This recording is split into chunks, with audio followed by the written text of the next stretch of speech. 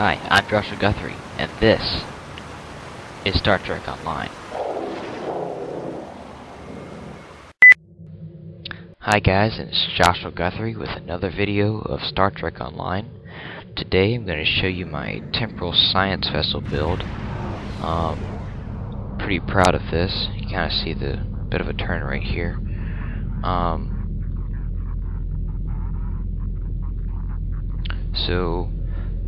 How I got this, I did not buy it. I have no means of getting that much energy credits to buy it off the exchange. But I actually got it through the lockbox, which I only opened about 10 lockboxes, temporal lockboxes before I got this. And you know, most people go through 200 to 300 and acquire like 800 low-buy before they get one of these ships. So I consider myself, you know, pretty lucky on that regards. Probably the only time that it happens. So onto my build. I'm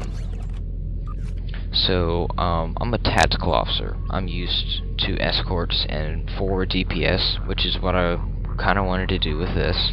So I have two dual anti-proton beam banks.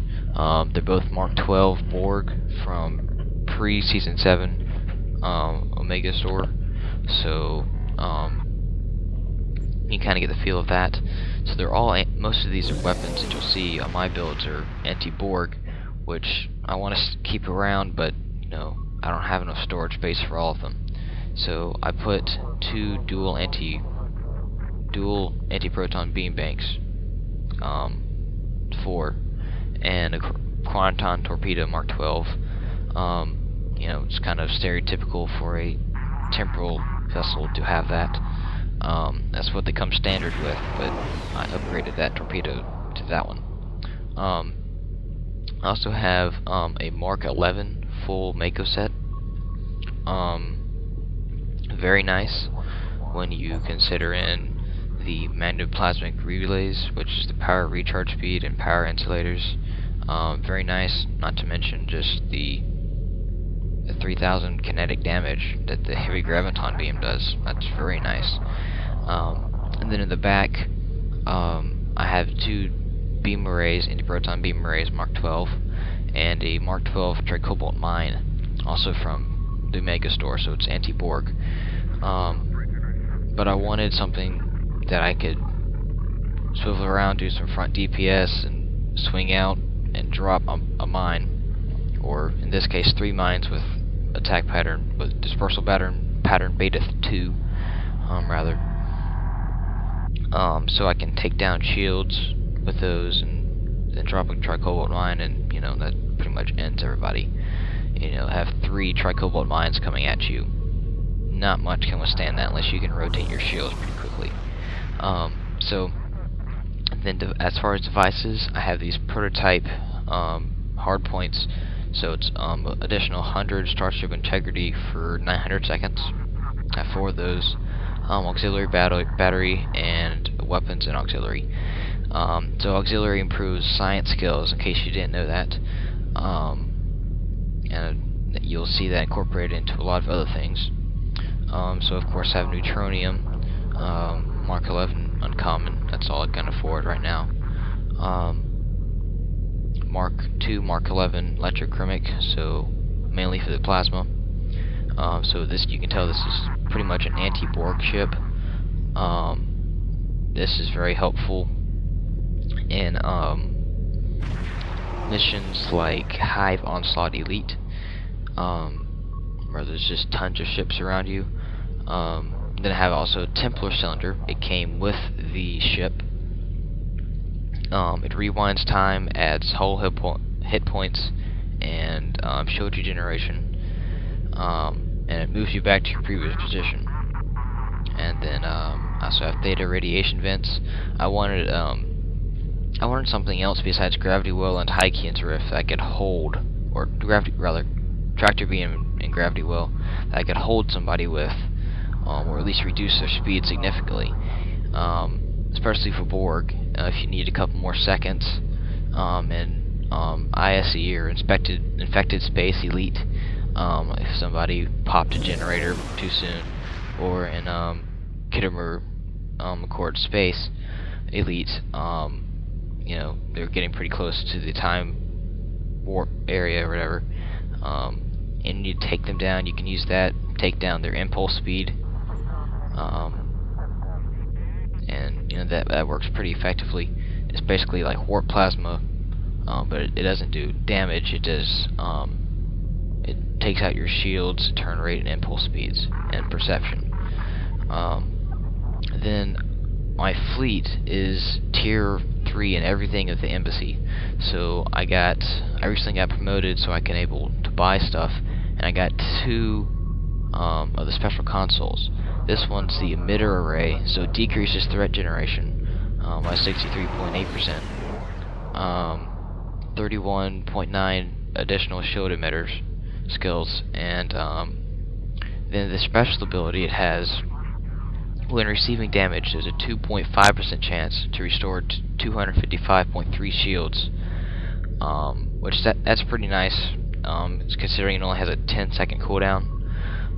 So I switched to 2.5%, was a little bit higher, but you know that will do. Just the threat generation and the shield emitters is pretty good, but the shield heal is a pretty good bonus. Then I have particle generator.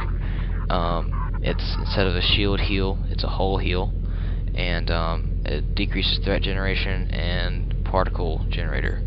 What the particle generator is, it increases damage or effectiveness of theta radiation, eject warp plasma, gravity well, Taiken drift.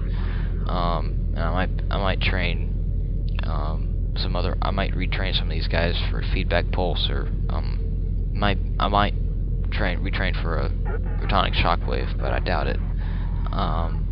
So it increases all the effectiveness or damage of those, while this one increases the effectiveness of science team and transfer shield strength, which I'm probably going to retrain tractor beam to a shield if I'm going to stick with this vessel for a little while.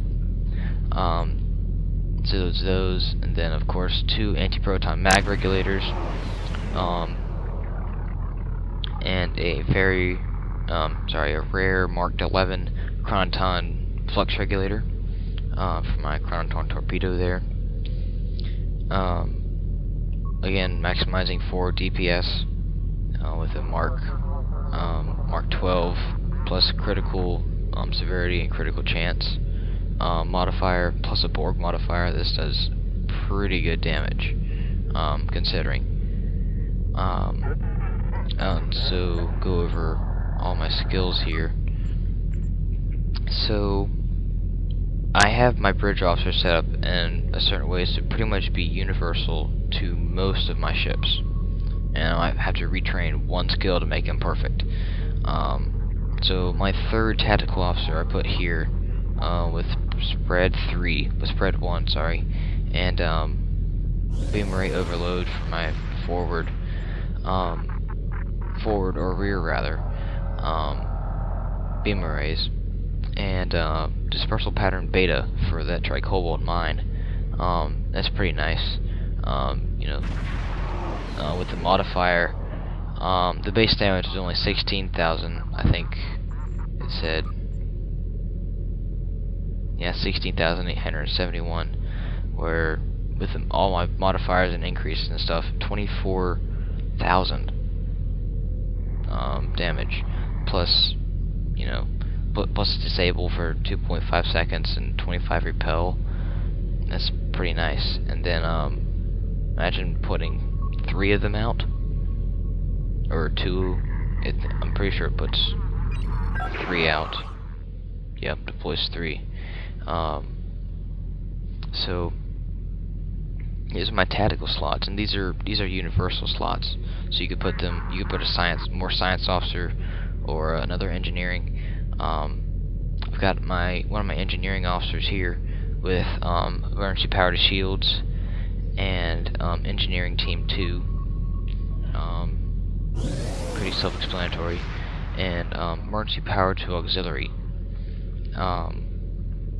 So auxiliary power will increase Tycoon's Rift, Gravity Well, pretty much all my science abilities. So I've got emergency power to auxiliary plus auxiliary battery. I'll hit those just before I hit a Gravity Well or a Tycoon's Rift, or I want to use a Tachyon Beam. Like if their shields go back up just before the Tricobalt Mine hits, I might use that with those two and really take out their shields. So that's pretty much for my skills. I'm a tactical officer, so everything else is pretty much tactical here. But if you have any questions, comments, please leave them in the comments area. Again, thanks for watching. Please subscribe. Hope you liked the video. I know I love this ship. I really want a Mobius, and you know, I doubt you really want to, but you know, for the fun of it, I guess say if you want to donate a Mobius to somebody, you know who to call, because I really want one. So please rate, comment, subscribe. Check out my other videos on my channel. I'm starting a whole series for the Star Trek Online videos. So till next time, I should be posting soon a video of my heavy escort carrier build. And I hope you like that one too. Alright.